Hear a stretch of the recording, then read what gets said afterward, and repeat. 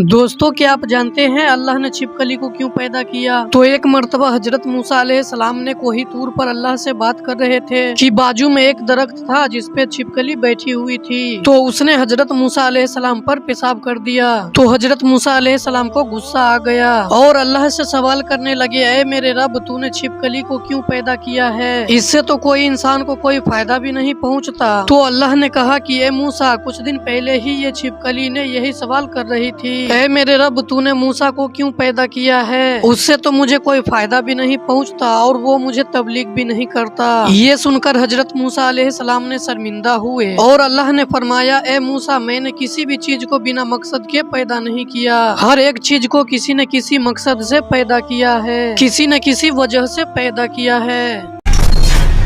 दोस्तों, क्या आप जानते हैं हमारे नबी ने मकड़ी को मारने से क्यों मना फरमाया? तो मकड़ी वो जानवर है जिसके नाम से कुरान पाक में एक मुकम्मल सूरत है, सूरह अल अनकबूत, जिसका माना होता है मकड़ी। और हमारे नबी हजरत मोहम्मद सल्लल्लाहु अलैहि वसल्लम को कुफारे मक्का कत्ल करने के लिए तलाश कर रहे थे। तो मकड़ी ने गाढ़े शौर के सुराख को जाले से बंद कर दिया था, जिसकी वजह से कुफारे मक्का हमारे नबी को नहीं ढूंढ सके।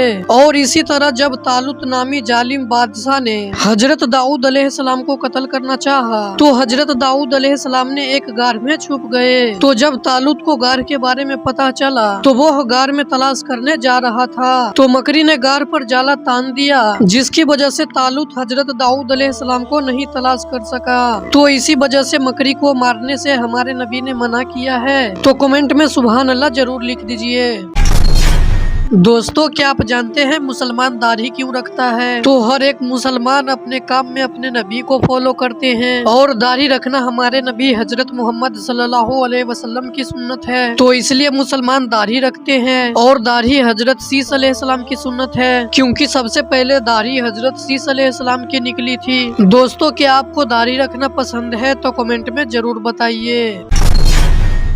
दोस्तों, क्या आप जानते हैं कबूतर के पैर लाल क्यों होते हैं? तो जब तूफान नूह खत्म हो गया और कश्ती नूह जूदी पहाड़ पर रुकी, तो हजरत नूह अलैहिस्सलाम ने कबूतर को जमीन के खबर लाने के लिए भेजा। तो कबूतर जमीन पर उतरा तो उसके पैर में लाल मिट्टी लग गई और इसी हालत में वो हजरत नूह अलैहिस्सलाम के पास आ गया, जिससे हजरत नूह अलैहिस्सलाम समझ गए कि जमीन से पानी खत्म हो चुका है, यानी सूख चुका है। फिर कबूतर ने हजरत नूह अलैहिस्सलाम से कहा कि आप मेरे गले में खूबसूरत तोक डाल दीजिए और मेरे पैर में लाल खिजाब अता कर दीजिए और मुझे हरम शरीफ में रहने का शर्फ दे दीजिए। तो हजरत नूह अलैहिस्सलाम ने दुआ फरमाई कि इसके गले में थारी का एक खूबसूरत हार परा रहे और इसके पाँव लाल हो जाए और इसकी नस्ल में खैरो बरकत हो। तो इसी वजह से कबूतर का पैर लाल होता है। और अल्लाह के नबी की मदद करने की वजह से अल्लाह ने कबूतर के लिए हर इंसान के दिल में मोहब्बत डाल दी। तो दोस्तों, किस किस को कबूतर पसंद है तो कमेंट करके जरूर बताएं।